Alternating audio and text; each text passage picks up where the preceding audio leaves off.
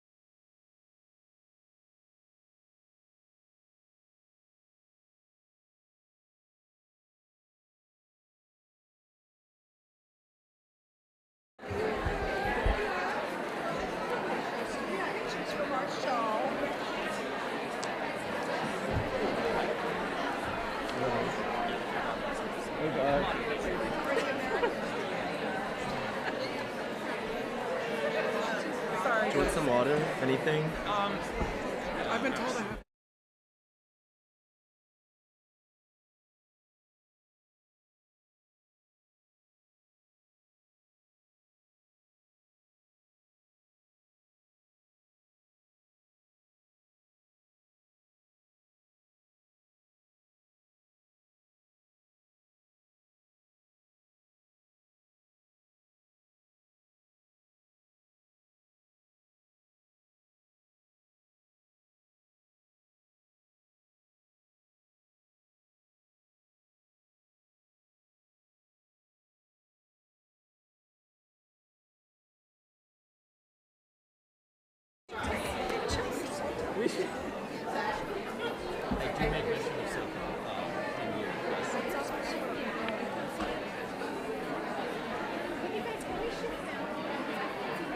Yeah.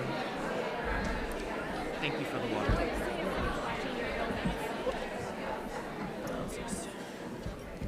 Is this? I was going to say, Tony Moreno did an amazing exhibition at the Gardens of IIona.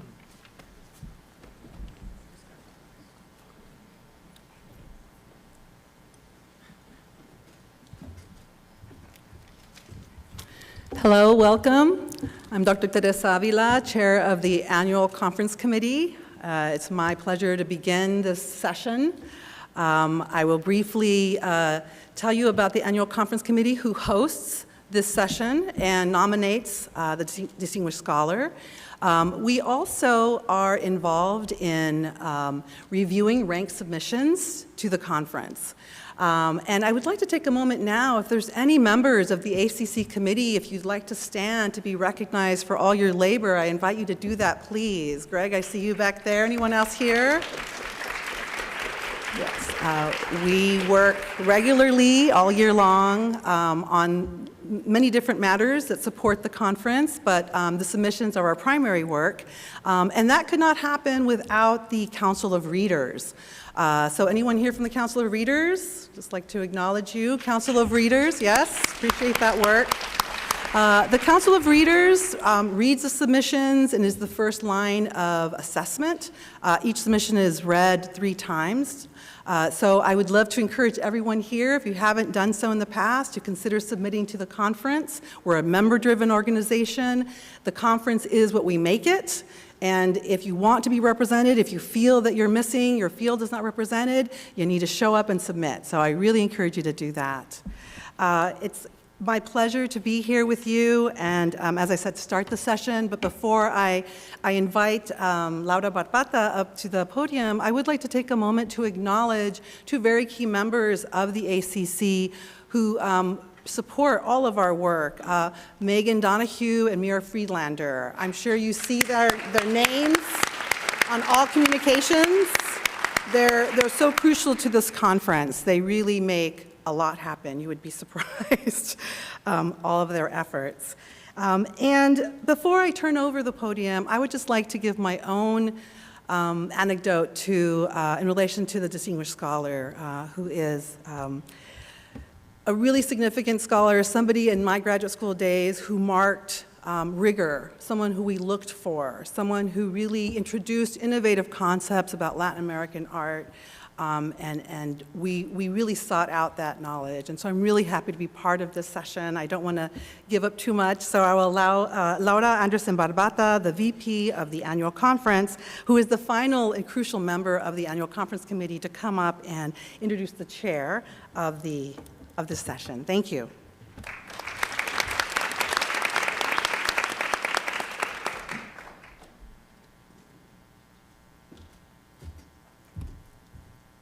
Hola, buenas tardes, buenas noches, good evening. Thank you, Teresa. Thank you all for being here. As VP of the College Art Association's annual conference and programs, I am delighted to stand before you to introduce Dr. Edward J. Sullivan, CAA's 2023 Distinguished Scholar. Now,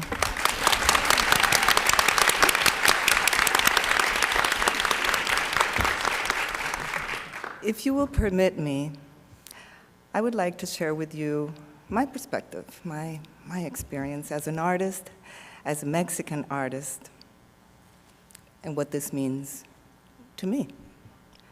I first met Dr. Sullivan in Mexico City in the late 80s when he was conducting research for his groundbreaking exhibition, Women in Mexico, La Mujer en Mexico, a major exhibition and publication that for the first time brought together the work of female artists from several generations.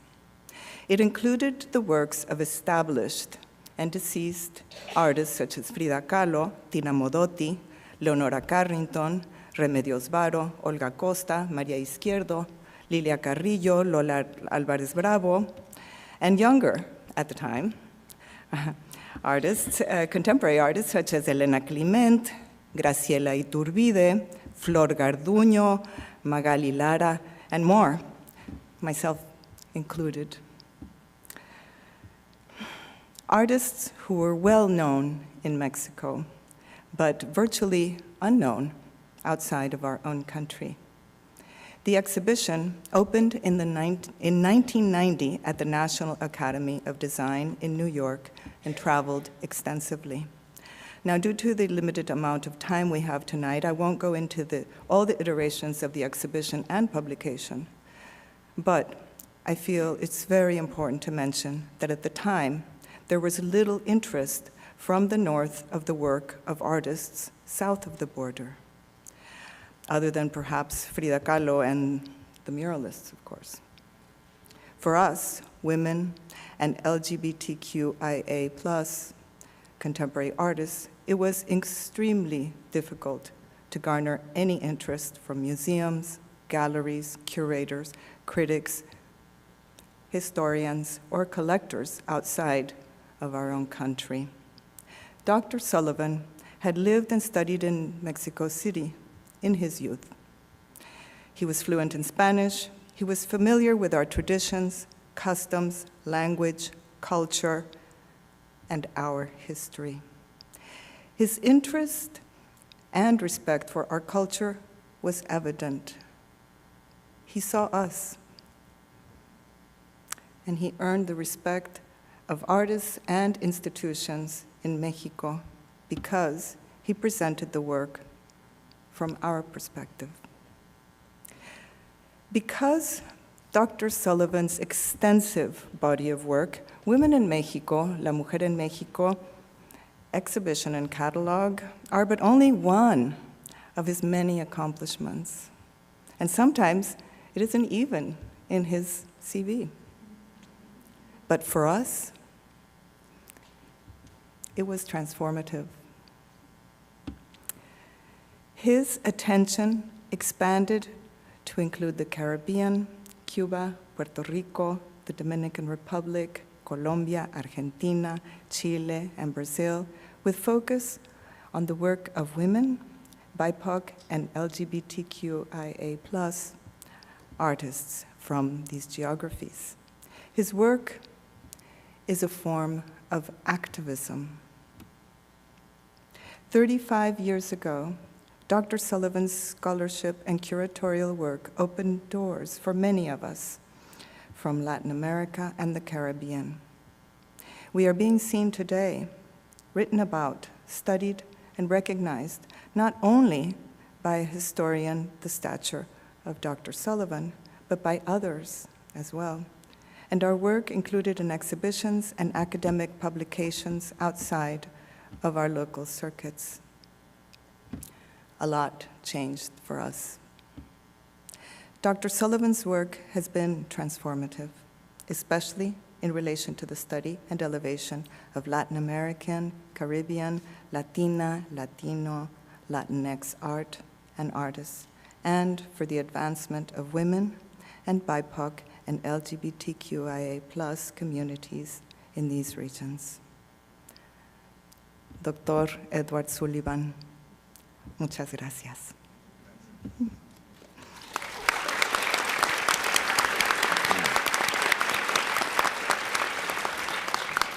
Now, let us welcome Lynda Klich Did I pronounce that correctly? It's okay, close enough. I'm sorry. Associate Professor at Hunter College, CUNY, who is chairing this panel. It's an honor to be here and an honor to have you. Thank you.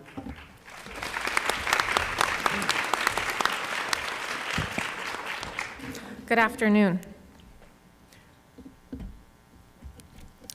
In November of 1941, in the very first issue of Art Journal, the art historian Elizabeth Wilder noted the dearth of scholarship in the field of Latin American art and issued an urgent call for pioneers.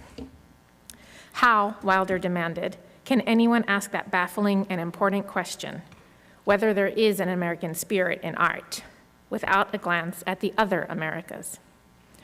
Wilder's appeal met a vastly different fate than the one found in the essay that immediately preceded it in the same issue, in which Alfred Barr similarly challenged scholars to address the new field of 20th century art and painters like Picasso and Matisse in a text called Modern Art Makes History Too.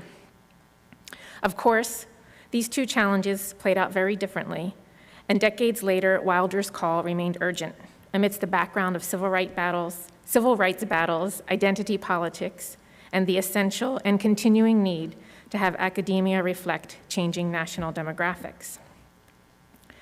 Today, we honor the groundbreaking career of Edward Sullivan, who in the mid-'80s resoundingly became the pioneer that Wilder sought. Since then, Edward has remained at the forefront of the field of Latin American art, attuned to its explosive growth, keeping abreast of its evolving methodologies, and always an unflagging advancer of this dynamic and continually changing field. It is indeed impossible to encapsulate such a long and distinguished career in several minutes. So I begin with the awe-inspiring exercise of Edward Sullivan by the numbers. 27 books and exhibition catalogs, tens of exhibitions curated, dozens of book chapters, and hundreds of lectures on national and international stages, and counting in all of these categories. Edward's scholarly corpus spans the 17th to the 21st centuries, and as you see on this map, traverses continents and hemispheres, reaching at least 30 different countries, not to mention the multiple locations within each. But Edward's scholarship is not just about sheer numbers and impressive reach, or mere pins on the world map. Rather, his many books, edited volumes, articles, lectures, and exhibitions represent the insightful and purposeful intellectual structuring of the field of Latin American art. Through his steadfast scholarly contributions, Edward has shaped, carved, and guided this field in ways that proved both pioneering and prescient.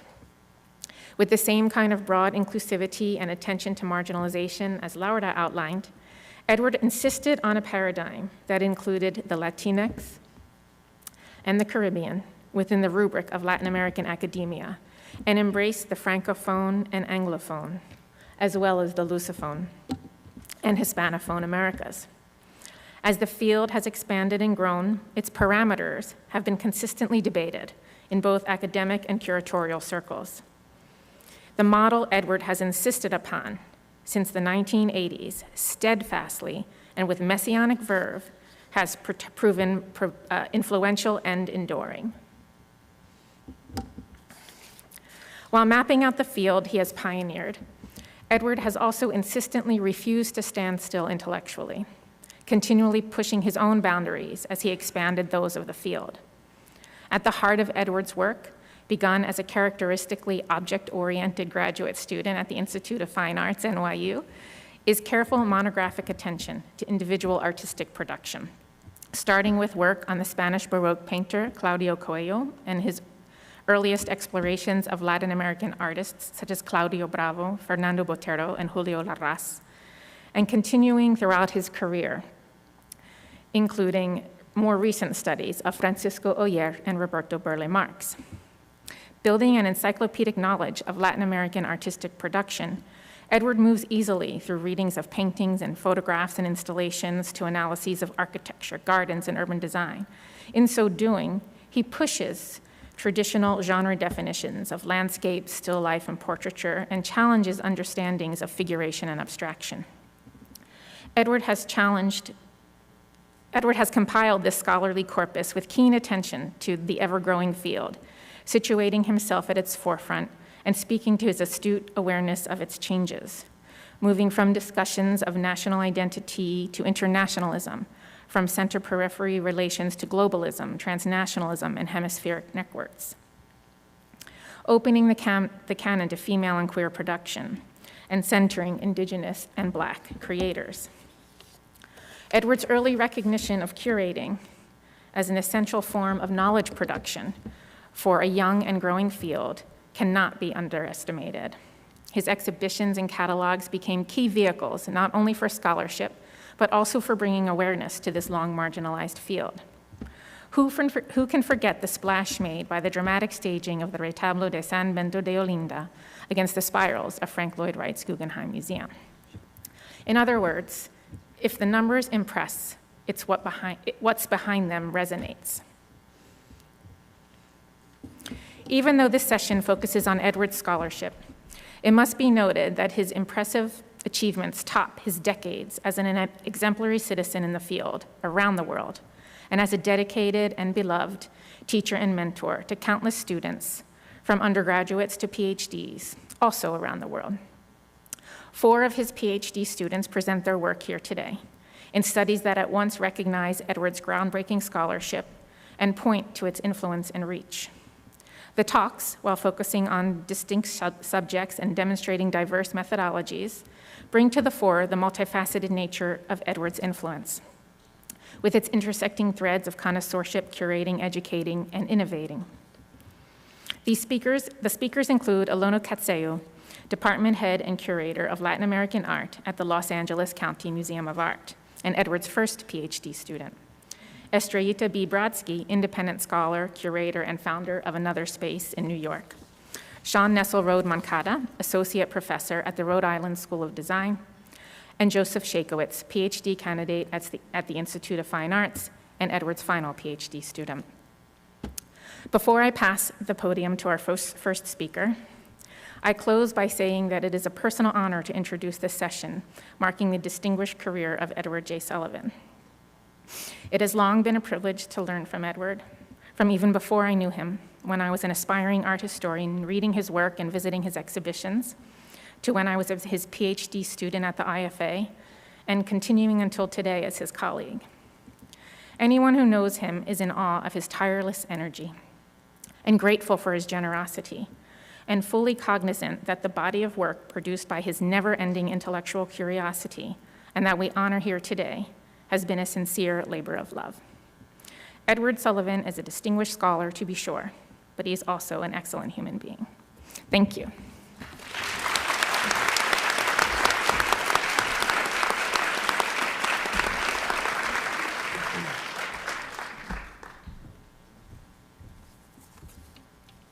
Good afternoon. Thank you so much for being here. Thank you, Edward. It's such a pleasure.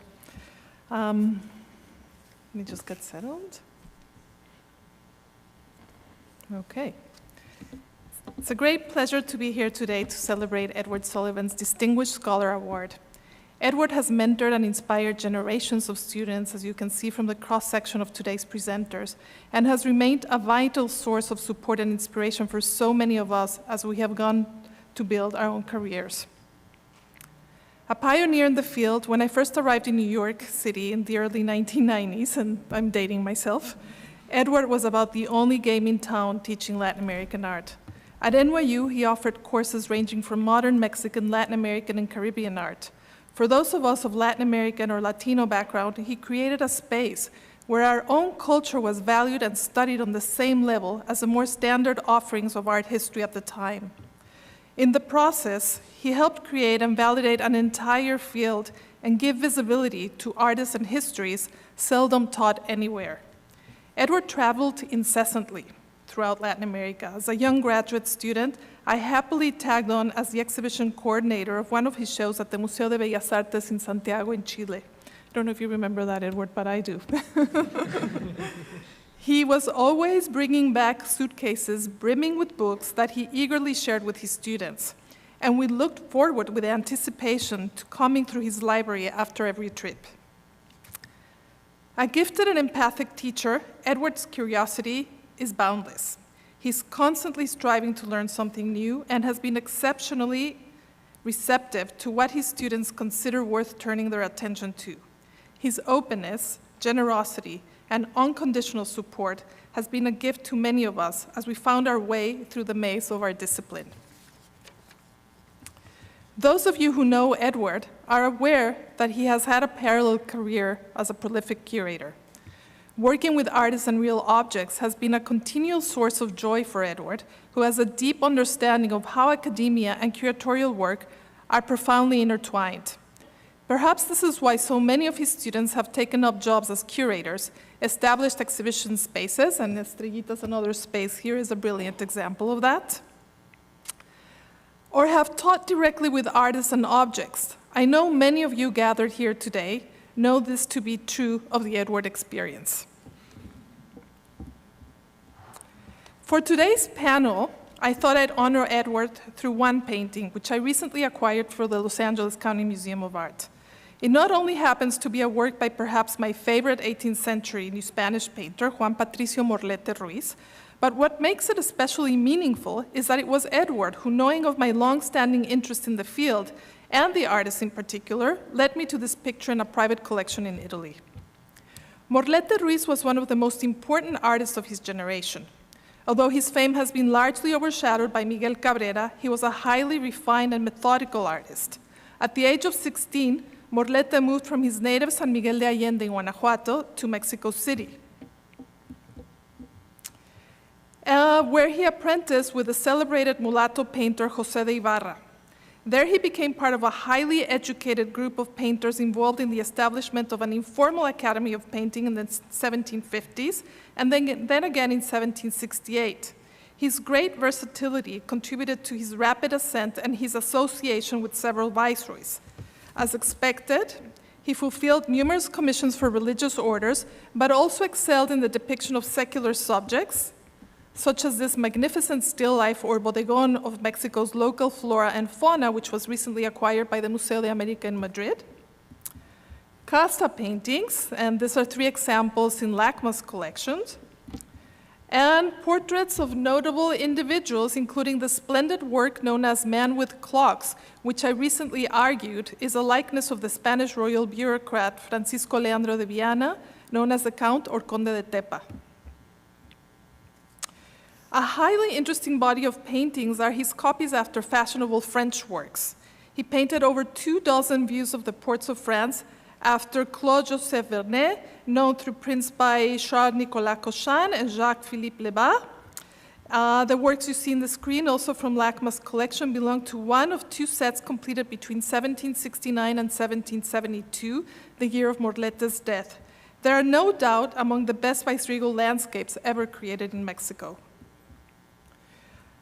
In 1767, Morlete also signed and dated 2 series of paintings of the battles of Alexander the Great. A complete set of 6 canvases is in a private collection in Mexico City,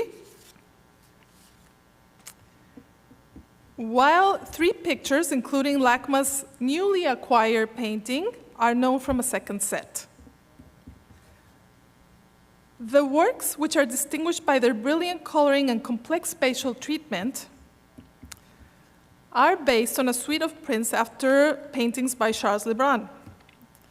During the reign of Louis XIV, Lebrun controlled most official artistic production in France. This period of efflorescence was marked by the establishment of local manufactories and royal art academies, including those dedicated to painting and sculpture, dance, music, and architecture. The goal of these institutions was to glorify the image of the Sun King, as Louis XIV was known, and to disseminate the achievements of the French court. Lebrun played a pivotal role in the establishment and reform of the Royal Academy of Painting and Sculpture in Paris and was named first painter of the king in 1664. Between 1661 and 1673, he created a set of 5 monumental history paintings known as the Battles of Alexander, which he considered his greatest accomplishment. The subject was royal magnanimity, an apt metaphor for the reign of Louis XIV, who identified with a famous Macedonian ruler from antiquity. And I'm showing here a couple of paintings from the famous set. The state recognized the propaganda value of the Alexander series, and tapestries and prints were made after it and sent as gifts to rulers and dignitaries across Europe. As director of the Gobelins Royal Manufactory in Paris, Lebrun oversaw the weaving of tapestries from the 1660s to the 1680s. He also selected the two most prominent printmakers of their generation, Gerard Audran and Gerard Edelink, to create reproductive prints after his compositions. And Edelink rendered Queens of Persia at the feet of Alexander, and Audran produced the other 4 scenes of the set that include Crossing of the Granicus, Battle of Arabella, Triumphal Entry into Babylon, and Alexander and Porus. Pulled from 15 separate copper plates, the colossal images were incorporated into a notable multi-volume print collection known as the Cabinet du Roi. Celebrated for their technique and expressive power, Audran and Edelink's works became the most critically acclaimed of the set, to the point of overshadowing Lebrun's paintings. Lebrun, however, was fully aware of the power of reproductive prints to spread his reputation internationally, and in 1656, he obtained a royal privilege that gave him full authority to choose who could or who could not copy his designs. Audran, the Alexander suite became enormously popular almost immediately after it was completed, and demand for the images remained high throughout the 18th century. After Lebrun's death, several trade copies were produced in a variety of sizes, while outside France, copies were published even earlier. And on the screen, you see 2 later copies by Jean Audran, which were significantly smaller. And here I also just want to give a shout out to Louis Marquesano's recently work on this prints, which has been really path-breaking and really helped build subsequent arguments for all of us. In 1717, a 6th image was added to the set, Porus in Battle, by the French printmaker and publisher Bernard Picard, which also matched Audran's and Edelink's prints in terms of scale, and was also copied by other printmakers.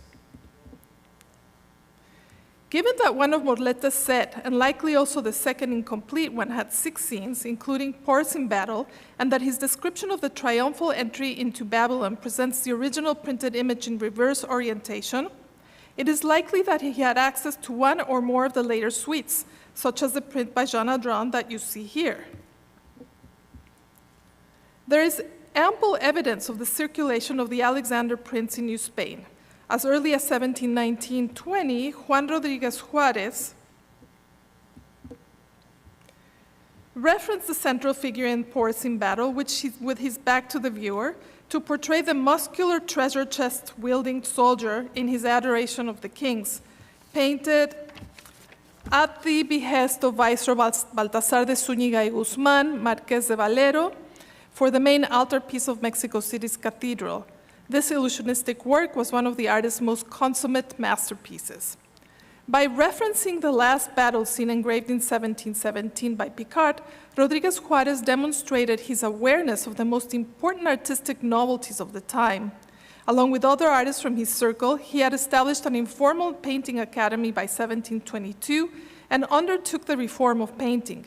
It stands to reason that as one of the most notable artists of his generation, Rodriguez Juarez owned several prints from the set, which were presumably passed down to his disciples and followers, including Ibarra and Morlete. In the 1750s, several artists drew from the image's rich figural repertoire to render different compositions, a subject that has also been notably addressed by my dear colleague Paula Muesorts.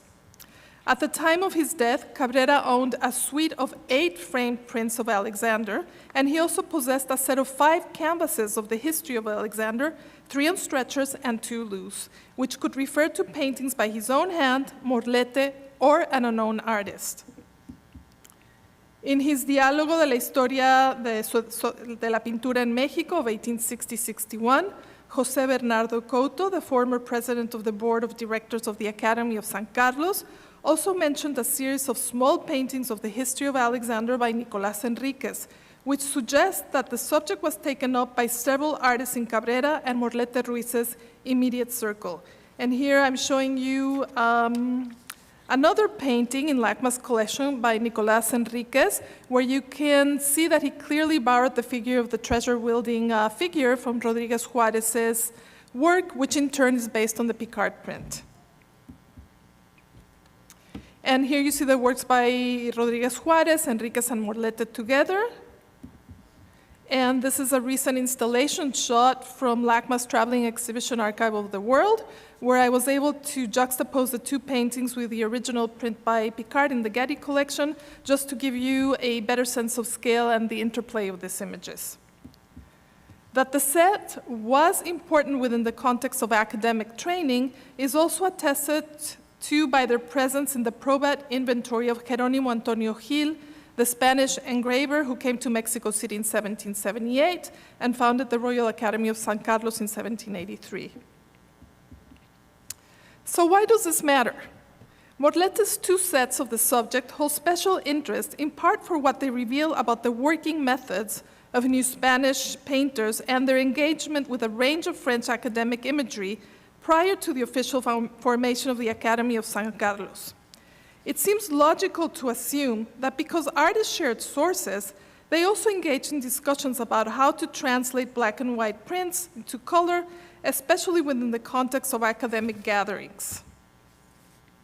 Additionally, it was widely accepted that the most challenging subject to paint was a battle scene, as it proved the proficiency and skill of the painter. In his paintings, Morlete Ruiz oscillated between adhering fairly closely to the original source material, attesting to his acute power of observation, and making subtle modifications to some of the compositions, including expanding the edges to accommodate more figures and landscape elements. In Triumphal Entry into Babylon, for example, he added on the far right the figure riding a white horse and looking out at the viewer, adapted from that in Alexandrine Porous. While on the far left, he added the group of women on a balcony pointing at the scene, as well as two children standing next to a column who also gesture towards the unfolding spectacle, and a young boy who has climbed up the column and takes in the scene from a distance. Another noticeable change is how Morlete untangled some of the stacked figures in the printed source to lend his compositions greater legibility. This is most evident in the far left, where the lyre and flute players, as well as the horse and the trumpet players before the elephant, are fully visible, which is not the case in the print. The addition of these figures to the work marking the triumphal entrance of Alexander, the culminating point of the story, is not random. Aside from reinforcing its moralizing message, it also proves Morlete's mastery by creating a novel and harmonious arrangement of one of the period's most canonical academic images. How Morlete Ruiz transferred the smaller designs of the print to the larger canvas is not entirely understood. While he might have used a grid to transfer the design square by square, the level of accuracy present in the LACMA picture also opens the possibility that he was among the first New Spanish painters to use a camera obscura or have access to other optical devices. Here, the putti placed on the stone plinth flanking the scroll cartouches create a striking trompe-l'oeil effect. Absent in the printed source, this detail along the stone ledge demarcates the space in a particularly original way, as if implying that what lies behind is a product of a double form of artifice, that of the original European painting that served as a model via print, which is here dexterously copied by a New Spanish master and proudly staged for display. In other words, Morlete Ruiz carefully organized the scene as a painting within a painting to emphasize his pictorial talent and position himself in relation to a transatlantic community of artists with shared intellectual interest.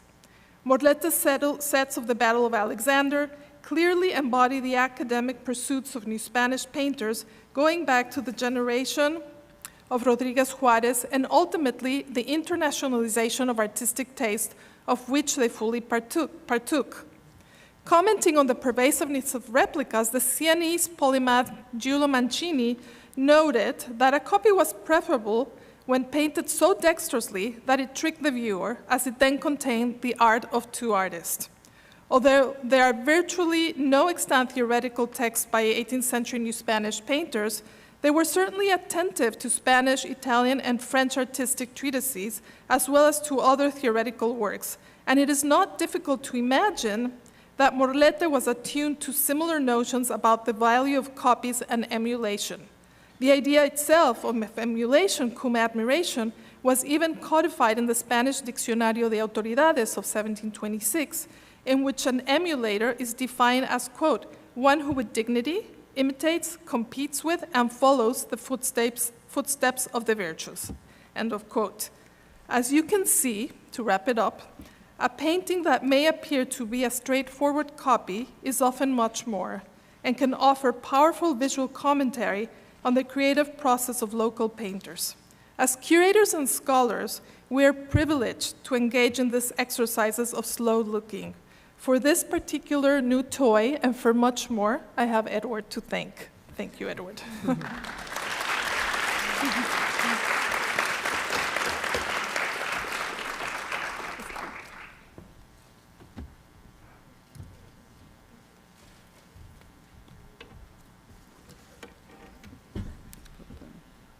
Thank you.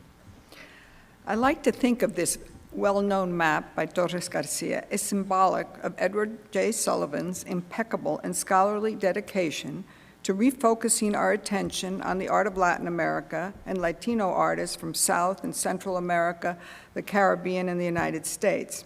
In so doing, he has not only changed the perspective of academics, but also that of an international general public. Without a doubt, the name Edward Sullivan is synonymous with art scholarship in the field of modern and contemporary Latin American and Caribbean art.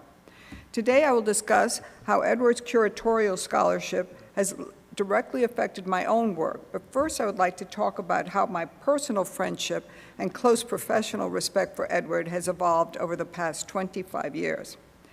I first met Edward in 1998. While working with Fatima Berg on the exhibition Taino, Pre-Columbian People of the Caribbean, and then serving as co-chair of the Board of Trustees at El Museo del Barrio.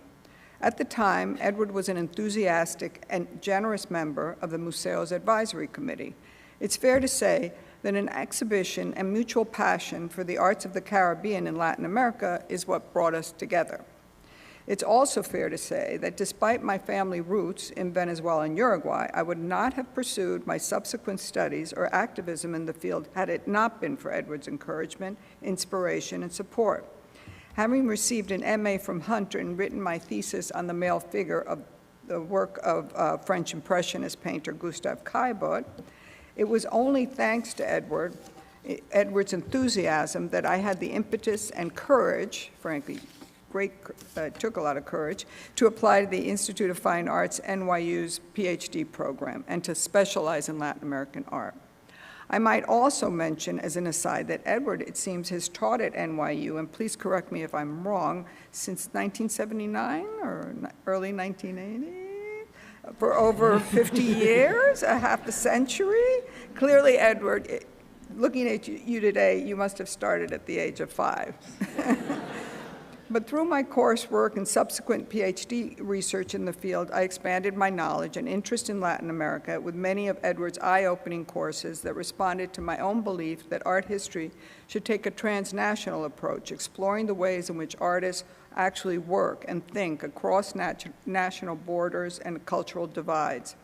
Among these courses were Modernism in 4 Latin American cities, Mexico City, Havana, Rio, Sao Paulo, Buenos Aires, Montevideo, as well as the visual culture in the Caribbean, the arts of Brazil, to name just a few. And of course, these courses were reinforced by the many, many, many, many publications that Edward has written and edited, such as the groundbreaking Latin American art of the 20th century, the first comprehensive survey of the subject that has served past and future generations of Latin Americanists as the go-to anthology.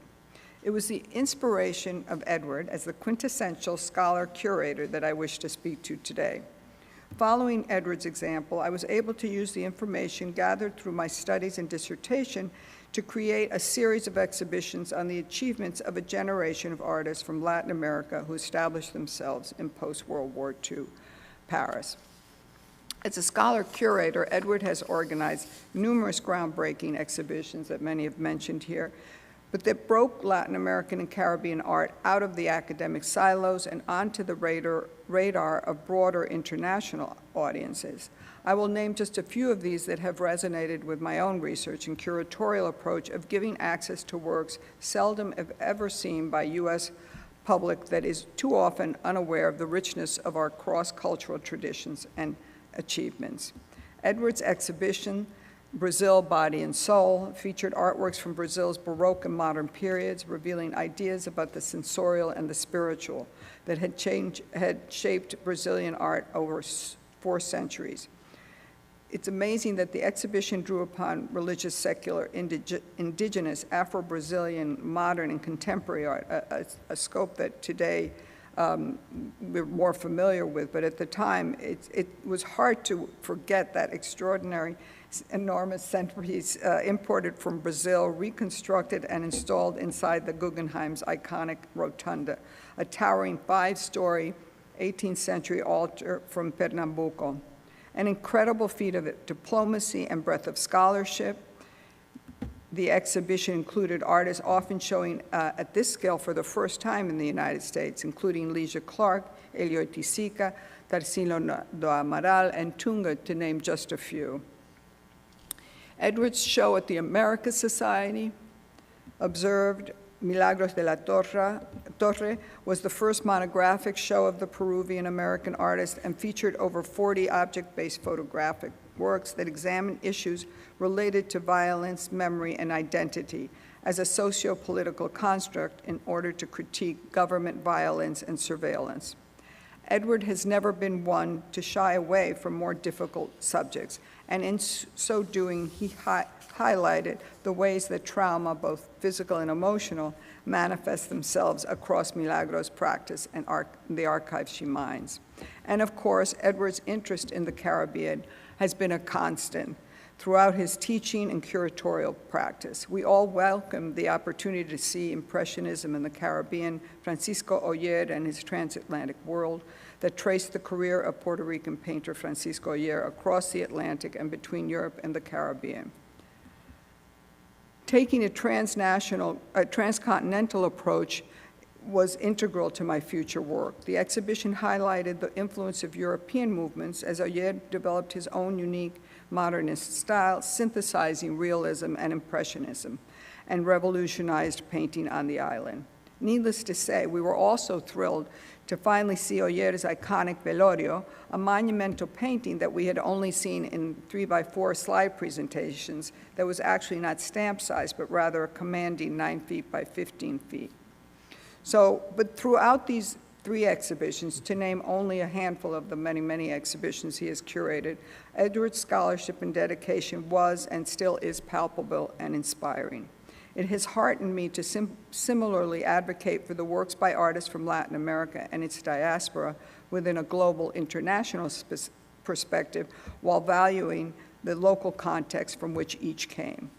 It was Edward who encouraged me to focus my dissertation on artists living in Paris after World War II rather than the earlier period between the wars that had already been studied. With the research and countless interviews I conducted with artists living in Paris, I was able to organize a series of exhibitions through which I sought to give greater presence to the critical contributions they had made. With Edward's encouragement, I organized Carlos Cruzies, Informed by Color, at the America Society. Amazingly, it was the first solo show in a U.S. cultural institution to present Cruzies as a major figure in the development of op and kinetic art in Europe as well as Latin America.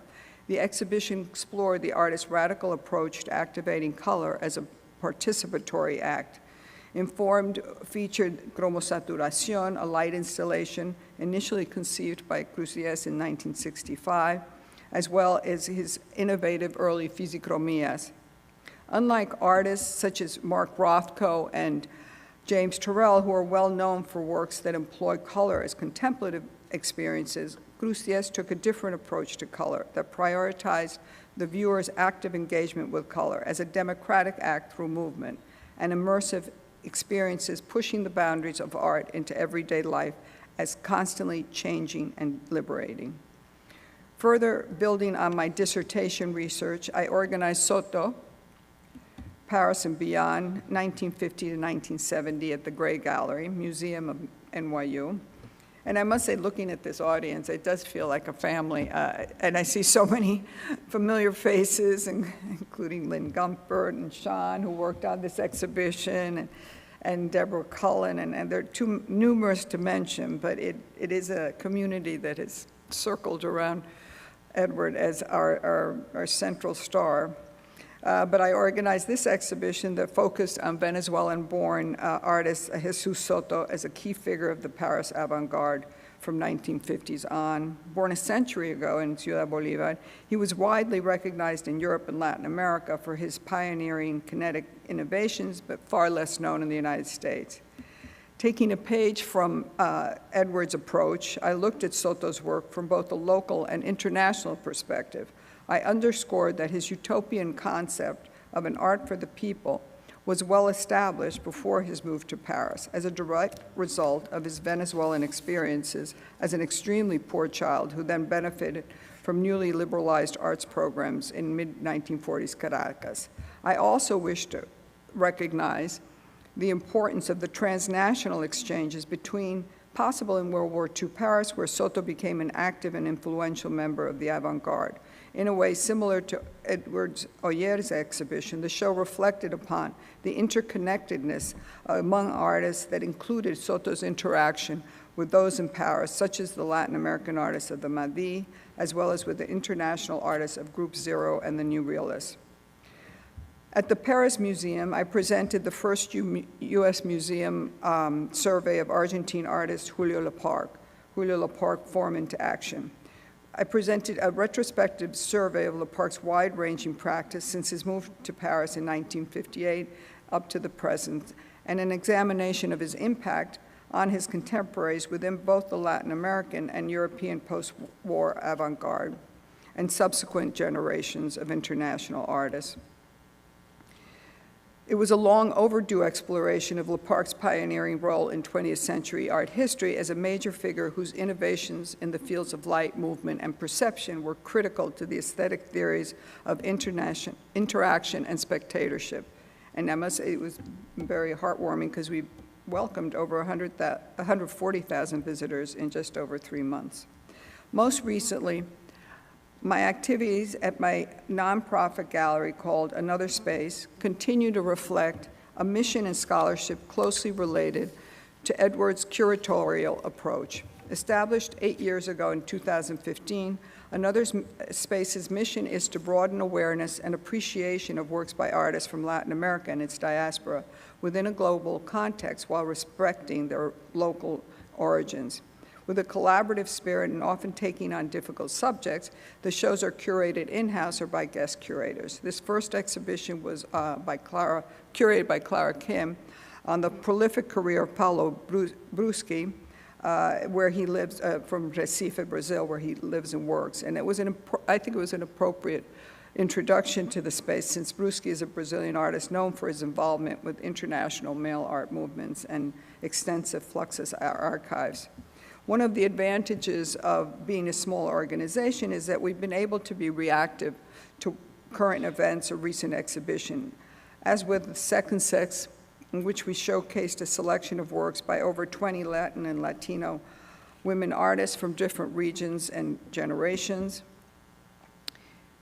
The exhibition was a response to the Brooklyn Museum's concurrent exhibition curated by Cecilia Fajardo Hill and Andrea Junta, Radical Women Latin American Art, 1960 to 1985, that presented the work of women artists and collectives during a key period in Latin American history. We were able to further collaborate with that exhibition by hosting the film of a series of interviews by the artists with each other. This is another collaborative performance work that we hosted with Marta Minuhin from the original performance was from 1977, Arte Agrícola en Acción. Like Edward, at another space, I've also taken on topical and oftentimes difficult subjects, as with the timely exhibition Staying Alive, an exhibition about survival and resistance, including works by Alexander von Humboldt, as well as those by modern and contemporary artists. A similarly topical and more difficult issue was the exhibition Comfortably Numb, a critical investigation into the cultural impact of drugs and narcotics, showcasing works of over 20 artists from Latin America and the United States. We included pre-Columbian artifacts and drug-related ephemera. The exhibition examined the pervasive presence of drugs in the daily lives of the Americas and their impact on social and economic relations throughout the continents. We also collaborated with the Hemispheric Institute and presented Regina Galindo's powerful performance, Carrier Dead. It has been very validating that we are working with the Brodsky Museum in New Paltz to develop an expanded version of the show that will open in September of this year. Other shows included Pan y Circo, Appease, Distract, and Disrupt as a reaction to the 2020 elections. Elsewhere's, Other Worlds, Other Times, Other Territories, an exploration of otherworldliness, co-curated by myself with Jose Falcone, who was more of the circus. I love that flea circus. We brought together works by over 25 artists from Latin America and its diaspora from the 9th century BCE to the present. Grouped around themes of cosmology, magic, and non-Western forms of knowledge, Elsewhere sought to reflect on the role of artists and their potential to envision alternative societies as utopian or reclaimed territories. A timely exhibition, guest curated by independent curator and art historian Cecilia Fajardo Hill, Absence Presence, Latinx and Latin American Artists in Dialogue, examined the dynamics of exclusion and violence affecting Latinx and Latin American artists. And presently on view is Macho, representing masculinity, a group show that explores constructs of the masculine code, conceived as a sequel to Another Space's 2018, The Sex and Sex, studying the role of radical and feminist art practices in Latin America. Macho considers the way in which artists have questioned male identity as an absolute, whether through portraiture, self-portraiture, humor, or pathos. The show brings together works by over 25 multi-generational artists from Latin America and its diaspora, the Caribbean, and the United States from the 1940s until the present. In closing, throughout these exhibitions, I have held Edward as a role model to look up to and appreciate for his creativity as well as advice. A mentor, professor, then a colleague, and most importantly, a generous friend who is always encouraging not only myself, but generations of students and new audiences through talks and symposia. This is our version of the incredible series of talks that Edward has hosted at the Institute, and collaborating with artists, students, interns. Oh, Isabel, you are there. We have collaborated with artists, students, interns, welcoming school groups, including graduate and undergraduate students and peer groups from different interest bases, museums, and collectors. And today, I'm most grateful to the CAA for giving me this opportunity to acknowledge Edward's scholarship as a driving force for myself and countless others. I'm particularly honored to be a small part of this event, honoring as a distinguished scholar my most deserving dear friend and fearless leader, Edward J. Sullivan. Thank you.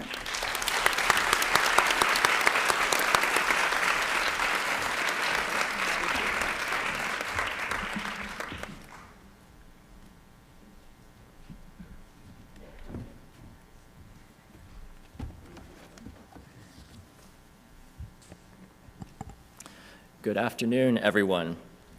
It is such a privilege to be here amongst colleagues and friends, and it is a tremendous honor to be given the opportunity to speak about the work and impact of Edward Sullivan.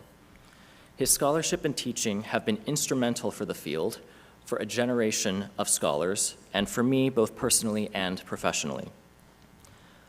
Before I begin, I would like to outline the challenge that this particular assignment presents. It's not at all difficult to speak to Edward's importance. The difficulty lies in editing one's praise. Put simply and axiomatically, the field of Latin American and Latinx art history as we know it would not exist without him. That is an enormous claim, yes, but it is one that is indisputable.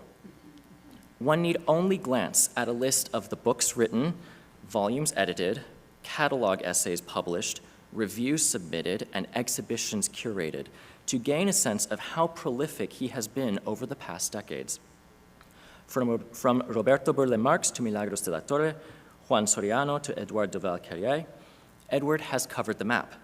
And because of those efforts, Latin American and Latinx art history are no longer the marginal fields that they were at the turn of the last century. They are now firmly ensconced within a broader and much more complex narrative. Edward has been and continues to be a champion of art that has gone underseen, undervalued, and underacknowledged in this country. And in that respect, it is important to consider the terms of his advocacy, the methodological and the ethical force of his work. Throughout his career, he has relentlessly questioned the geographic and the cultural limits of so-called Latin America, a term that he has declared, quote, a highly problematic, contested, and insufficient term to define its geographical reach, end quote. And yet it is one that was formed in the crucible of colonial contact and conquest. He is someone who considers New York a Latin American city, it is, who is equally at home discussing the syncretic material culture and vexed racial politics of colonial New Spain, as he is analyzing the politicized conceptualism of the Southern Cone in the latter 20th century. There is a capaciousness to Edward's scope and methodology that is staggering. Today, I would like to focus on one of the most sustained and fruitful investigations of his career. That is, his recovery and his advocacy of the work of the Puerto Rican realist impressionist artist Francisco Manuel Oller y Sestero. Edward's research on Oller encapsulates the defining features of his scholarship, his sensitivity to the politics of representation, his attention to local as well as transnational contexts, and his investment in pedagogy as an ethical imperative. Francisco Oller is perhaps the most prominent and celebrated Caribbean artist of the 19th century, but for too long he was overshadowed by European contemporaries such as Camille Pissarro and Paul Cézanne, with whom he is often placed in conversation but in a subordinate peripheral role, at least until Edward wrote about him. Here we see one of the most outstanding examples of Oller's many still lifes of tropical vegetation, Naturaleza Muerta con Cocos, from circa 1893. Now, many of us in this room are familiar with this painting directly because of Edward's dexterous reading of it in his 2014 monograph, From San Juan to Paris and Back, Francisco Oller and Caribbean Art in the Era of Impressionism. Describing the sensuous forms of the coconuts, he writes that, quote, there is a centrifugal force to this painting. Oller paints a dark void at the center of the canvas, a circular motion enhanced by the roundness of the coconuts, and it is reiterated at the extreme left by the bulbous forms of the stems that extend beyond the confines of our field of vision at the right. It is a beautiful passage, evocative and enlightening in its attentiveness, but Edward then draws our attention to the regional importance of the coconut as a symbol of local sustenance, of the tropics as a location and an imaginary, of ecological transculturation. The coconut, like the plantain that features prominently in other still lifes, is not native to the Caribbean, yet it has become a visual and material shorthand for the archipelago.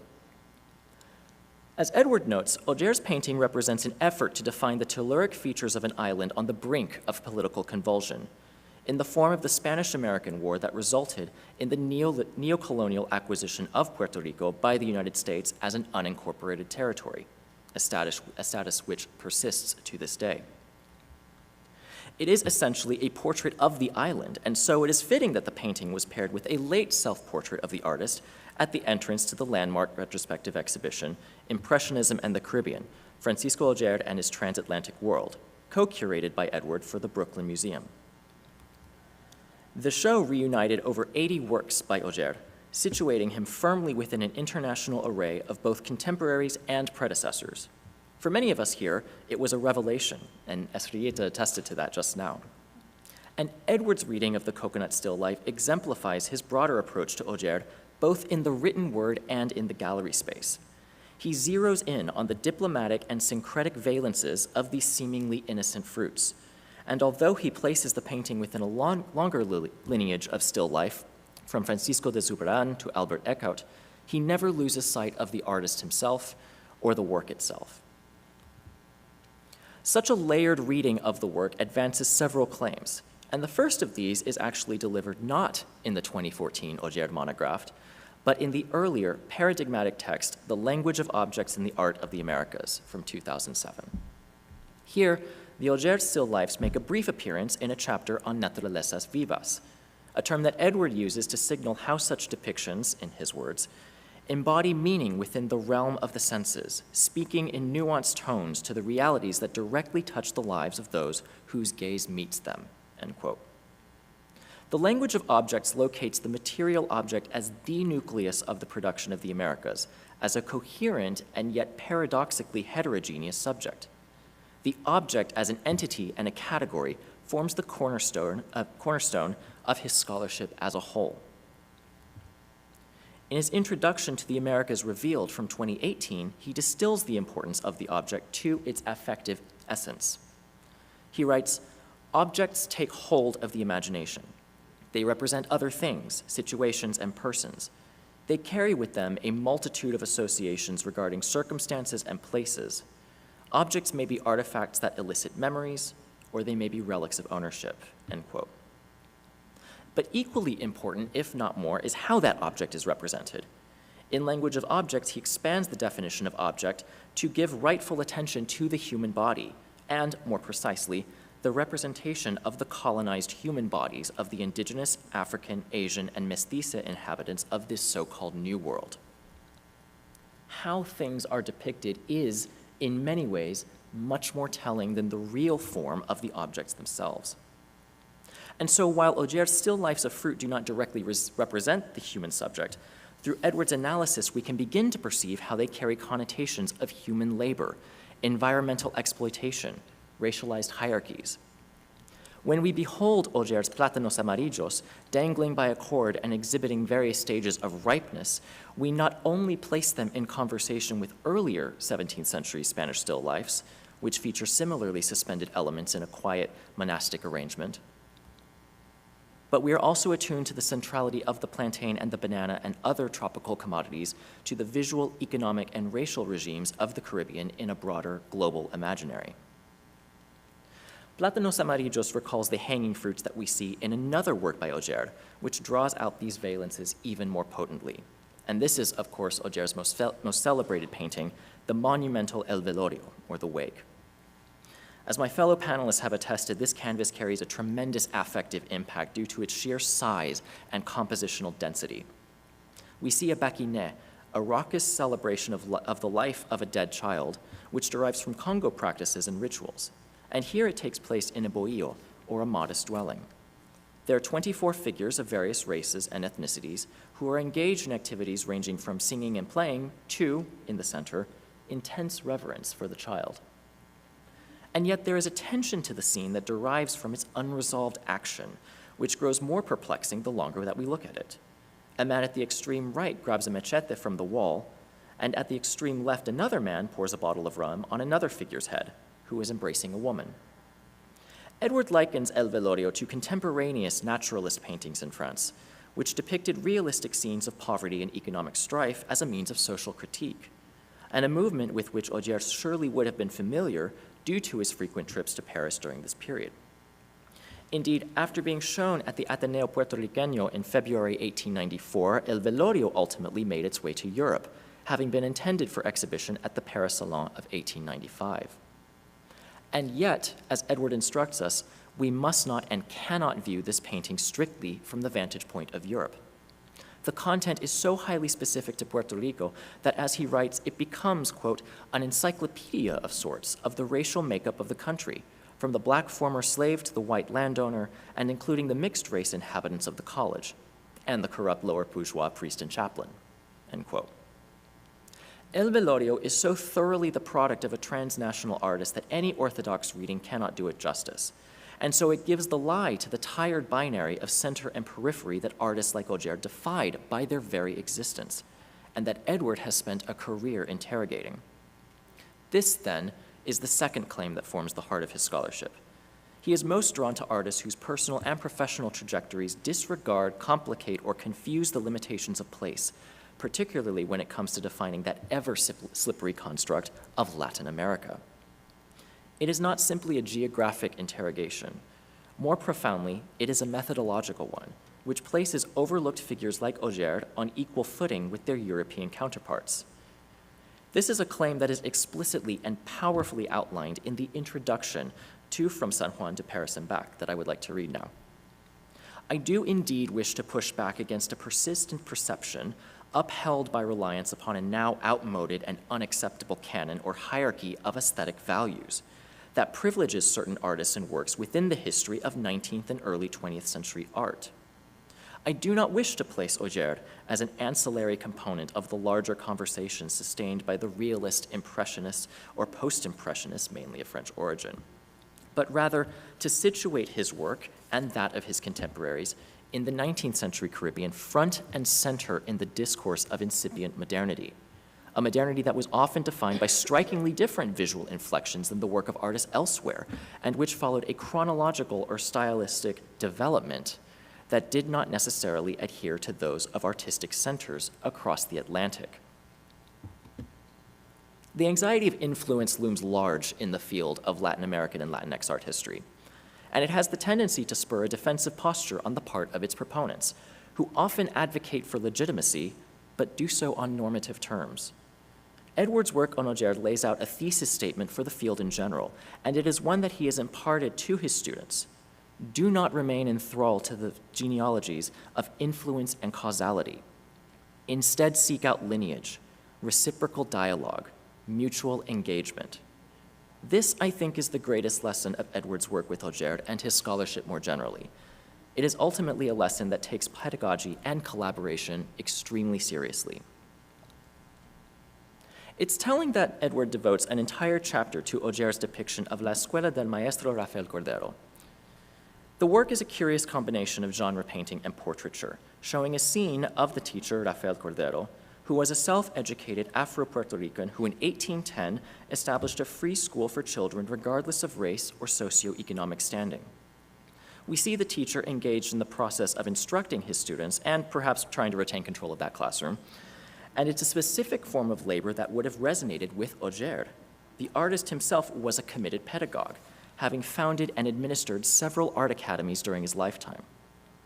It is unclear whether Auger and Cordero ever actually crossed paths in their lifetimes, but there is an attention to lineage in this work that is underscored by Edward's analysis. The fact that he has dedicated this particular chapter to his mentor and colleague, Jonathan Brown, further attests to the importance of pedagogy, not as a companion to scholarship, but as a form of scholarship in its own right, scholarship in its purest and most substantial iteration. So I was given strict instructions before this to limit my remarks to Edward's research instead of his mentorships, and those are instructions that I am now going to blatantly disregard. Because to speak of Edward's scholarship strictly within the realm of material product is to tell an incomplete story.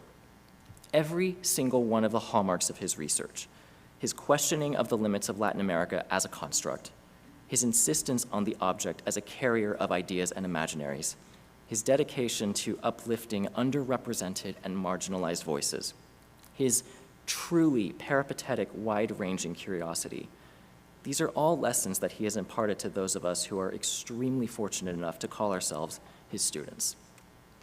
As a doctoral candidate at the Institute of Fine Arts, I was privy to these lessons not only in the seminar room, but also in one-on-one conversations, in countless visits to museums, galleries, and private collections, in discussions with a student cohort of renegades who sought to challenge the geographic and disciplinary limitations of art history from within, and with Edward's blessing. I am of a generation that saw the mainstreaming of Latin American art into some of the most authoritative institutional hegemons in the United States. Edward was instrumental in that effort, and he gladly invited us along with him on that journey. In 2011, he co-curated an exhibition at the Gray Art Gallery that focused on another artist pedagogue, Esteban Vicente, whom we studied in seminar. The accompanying catalog to Concrete Improvisations emphasized Vicente's role as an instructor at Black Mountain College and beyond. And for this catalog, Edward conducted interviews with Vicente's former students, including Chuck Clothes and Dorothea Rockburn.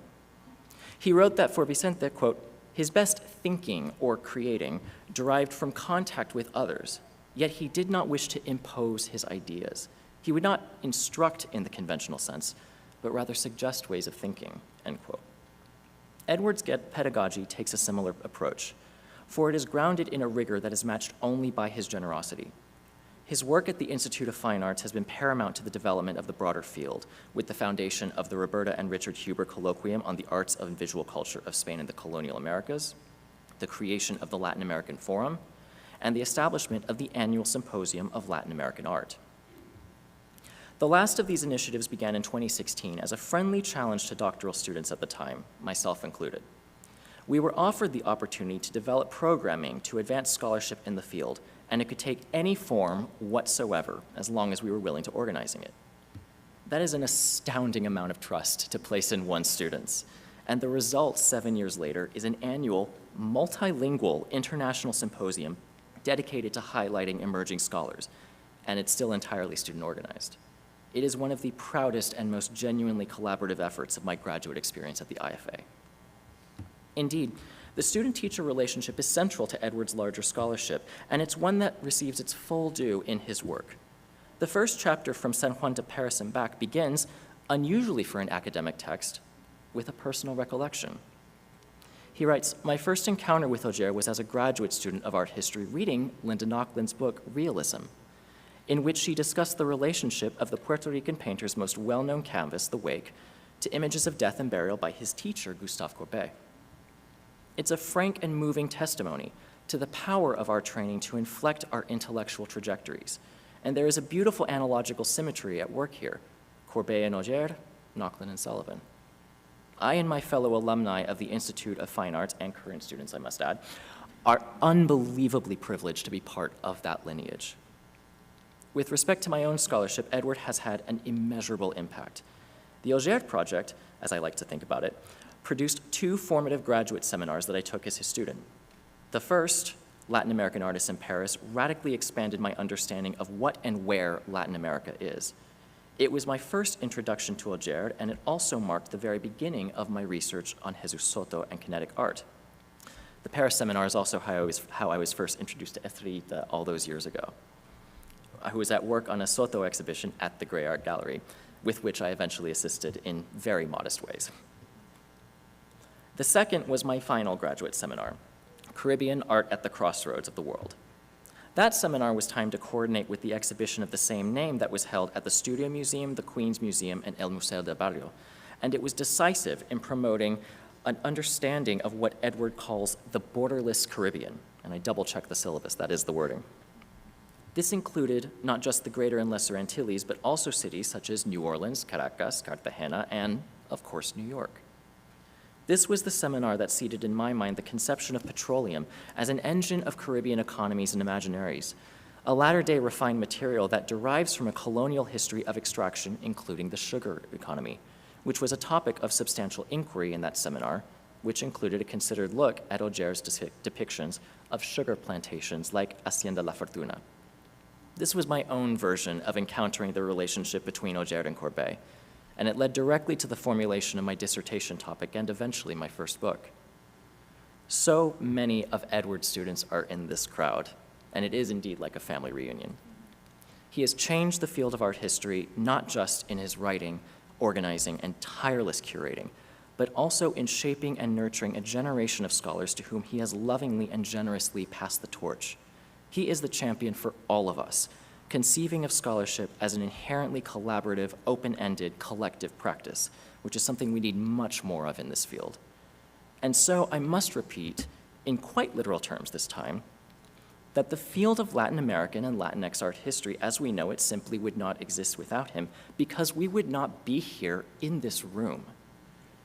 He is a model of generosity, of the humanity of art history, and of the relentless pursuit of an ethical generative scholarship. For that, I and all of us say thank you. Thank you.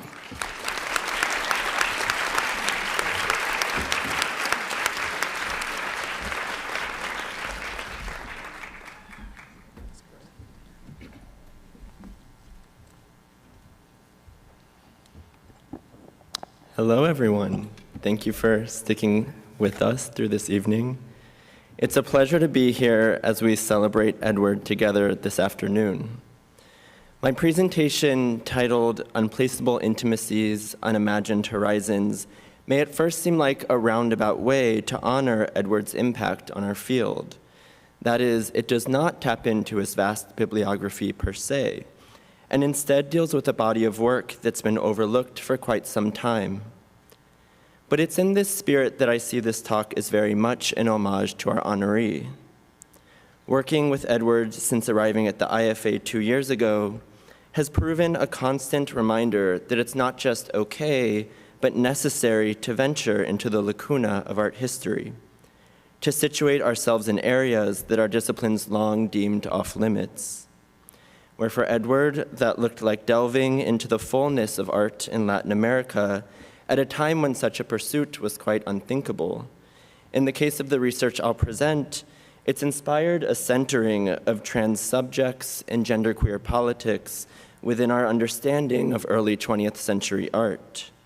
Still, even this strain of thought is very much indebted to art historians like Edward, together with many others seated in this room, who have championed critical, feminist, and queer approaches within our field for decades.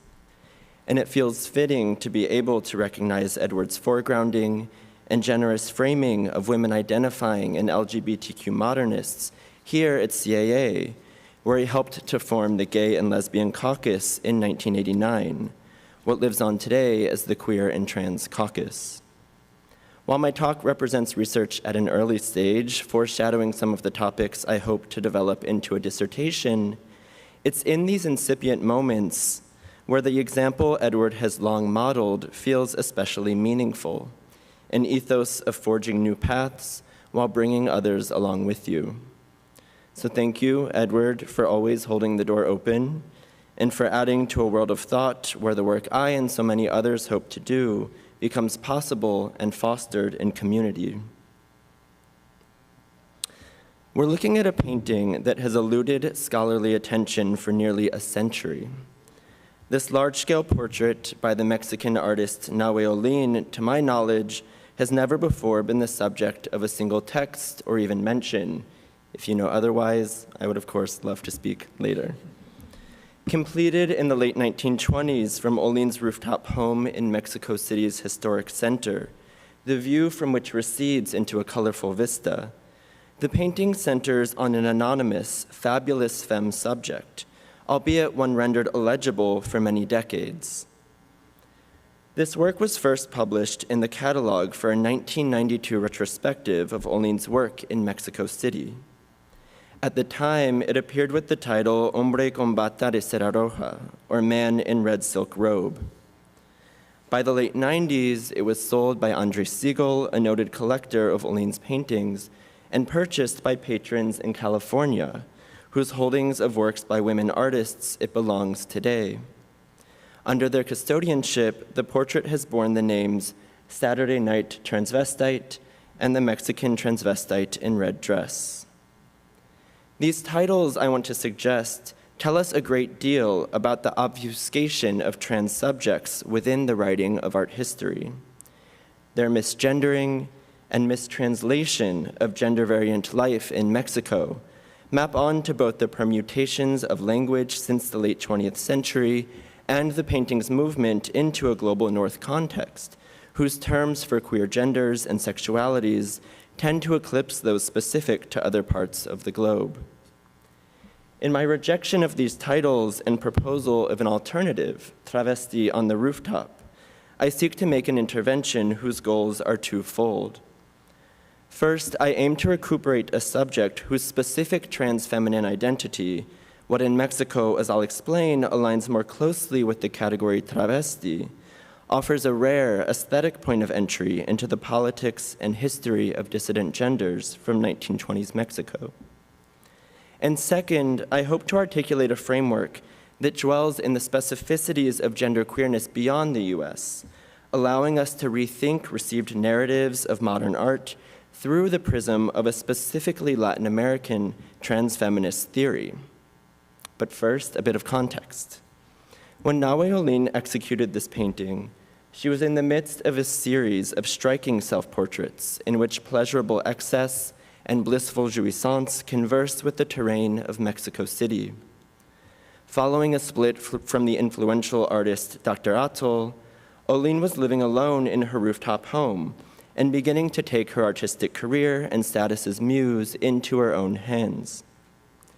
The portraits she created from the end of the 1920s are notable for many reasons, but for the purposes of this talk, I'm most interested in pointing us toward the spatial and sexual dynamics they encode, how the relation Olin thematizes between subject and backdrop troubles the accepted moral and gendered rubric of the post-revolutionary period. Let's consider, for example, this larger-than-life self-portrait, in which the artist depicts herself nude, poised at the very edge of her rooftop terrace. Her serpentine silhouette bisects the urban topography, which spills upward, unfurling into a perspectival bricolage. Olin envisions the cityscape enveloping her body, and at the same time pictures it as noticeably unpopulated, its deserted streets and vacant patios leaving no trace of the capital's more than 1 million inhabitants at the time. These spatial distortions, however, are also met with a series of visual resonances that seek to situate Olin's erotic self-imagination within the space of the metropolis. Her curved contours, for example, reverberate with the peaks of the mountain range in the far distance. In the left half of the image, 2 adjacent church cupolas suggest a pair of nipples. This same red hue dances across the single-bloomed flower, the rouge of Olin's lips, and her painted fingernail in the upper right corner. There lies then a certain ambivalence in the ways the artist locates and also dislocates feminine exuberance within the capital, a desired, if contested, intimacy with a place that at the time relegated such euphoric expressions of gender to the illicit and profane. With these features in mind, we can begin to notice a distinct interplay between yet another unruly body in Mexico City and the artist's contemporaneous travesti on the rooftop. In comparison to the open expanse of the capital in Olin's self-portrait, interrupted only marginally by a slim balustrade, in her painting of a trans woman, this stylish subject poses before a blocky parapet wall. The opaque slab of mauve fills the lower half of the composition, leaving a much more shallow swath of urban terrain behind her. Where Olin's nude self-portrait transforms the city to accommodate a feminist fantasy, in this second work, the pictorial device of the wall scaffolds a sense of physical and psychological remove, of a body that to the artist's eyes could not fit neatly into the equation of the city. But what is it that sets this sitter apart from her surroundings? Unlike the ways nudity and erotic exuberance define Olin's self-representation, as in defiance of, yet still in dialogue with, the modern cityscape, in this work, the visual idiom of trans identity alone creates this tension. The signifiers of difference live solely on the surface of the body. Thinly arched eyebrows, the thick smear of lashes, and a matte red lip, a short hairstyle, broad shoulders, and flat chest, exposed by the plunging neckline of her vermilion silk dressing gown. However composed her demeanor, this errant subject, by virtue of her appearance and physicality alone, is portrayed at a distance from the world around her. The dissonance Olin intimates here is in many ways emblematic of a dominant national imaginary that saw trans citizens as incongruous with desired visions of Mexicanidad. From the early 20th century, the increasingly public nature of trans identity incited a need to cast genderqueerness as easy to recognize, surveil, criminalize, and in many cases, punish. The scopic regimes of modernity were fundamental to such taxonomic systems of control. This can be seen in the infamous events of November 1901, when Mexico City police raided a dance attended by some 41 partygoers, approximately half of whom cross-dressed in feminine attire. Memorialized in media culture, including prints such as these by Posada, the discovery of a fluidly gendered demimonde served as the basis for a positivist pathologizing of queer social life. The incident contributed to the conflation of male homosexuality with effeminacy in 20th century Mexico, and yet its trans implications are often neglected in scholarly discussions. In the absence of the attendees' voices, who's to say that some of them, routinely described as gay men, did not carry trans self-understandings that lingered after the lights came up? In the decades that followed, journals and newspapers continued to peddle a narrative of transness as deceitful and delinquent in nature.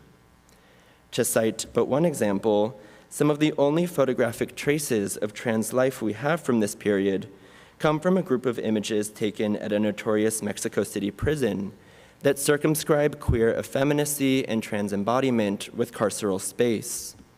While further research is needed to understand precisely how these images circulated, they do come from an archive of prominent photojournalists.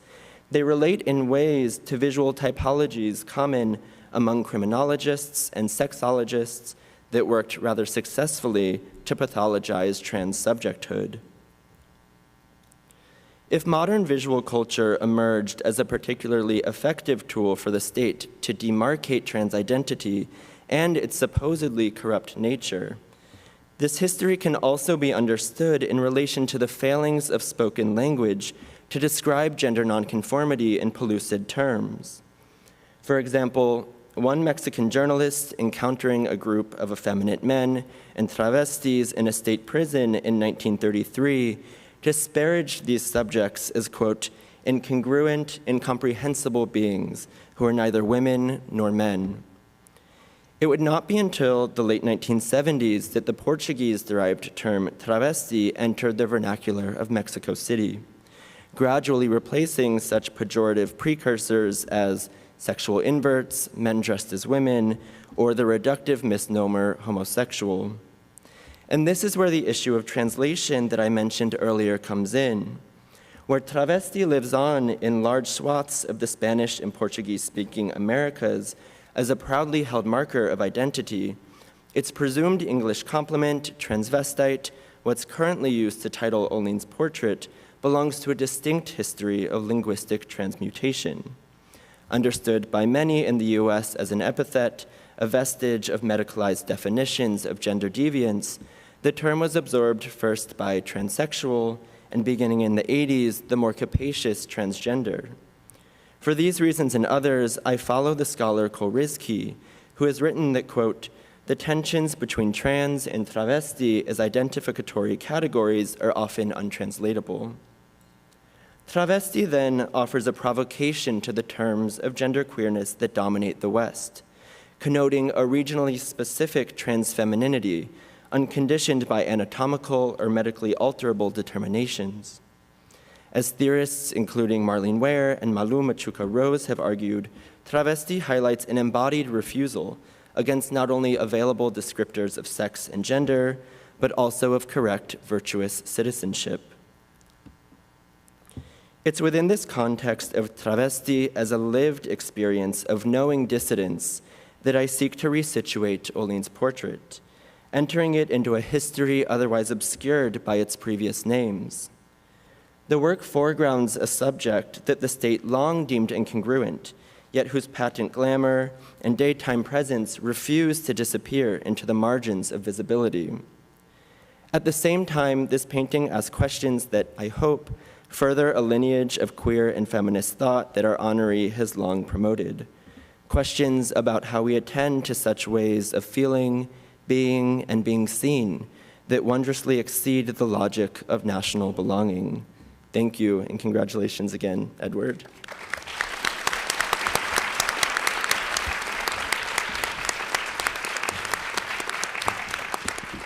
So many thanks to my fabulous colleagues and fellow members of the Sullivan intellectual family for these talks, which I think have demonstrated the ways in which Edward's students have walked along the path that he has forged for us. And now, without further ado, I'd love to invite our honoree to the stage.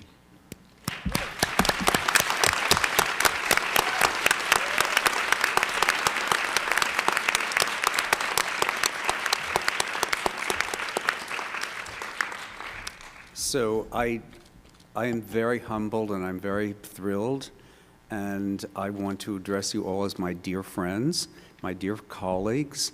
I want to, of course, acknowledge my very dear and supportive husband, Clayton Kirking, and I feel as if, as many of you have said, yes, it is a sort of reunion of like-minded people, and I only can imagine that I might have given a little boost to all of this brilliant scholarship, and with my pedagogy, which has been my passion, my desire to link places that are far away geographically, but not so far away in any other way, and I cannot express my gratitude more deeply to the College Art Association for having given me this honor. I was like totally freaked out when I got that. the email in November. I actually read the first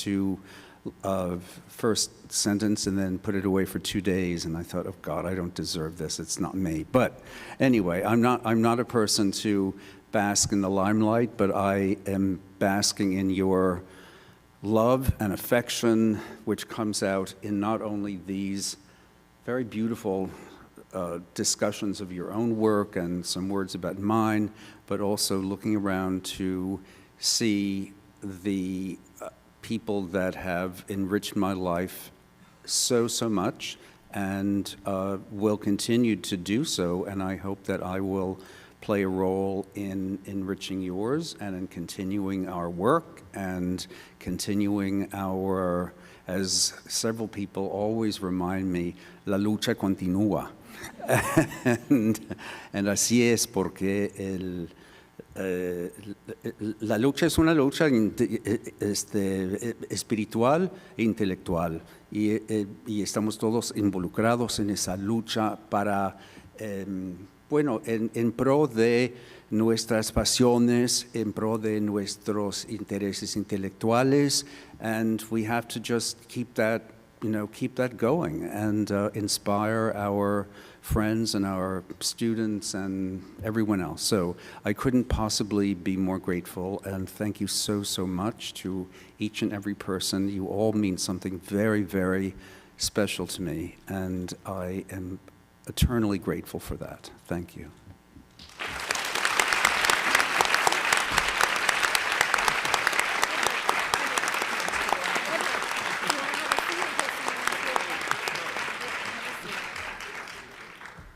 So I also wanted to thank Clayton for the secret picture finding for me for my PowerPoint. I hope you didn't mind. No, I'm delighted. Some are better than others. Yes. Oh, yeah? We're a little over time, but I think we have time for a couple of questions if anyone wanted to ask anything. There's a microphone in the back. Actually, I have the feeling that I have the feeling that being the professor and taking up that everything has been said, and it is past, and I'm very conscious of time all the time in my classes. It's 10 after 6. So not to take hold of the proceedings, but I would like to let you go and distribute talk among yourselves and reunite, and just I will simply revel in this happiness of being in your presence. So, I mean, if you want to ask me anything, that's fine. But I think that you've all said it all. Words fail me. So, anyway, thank you for being here. Thank you.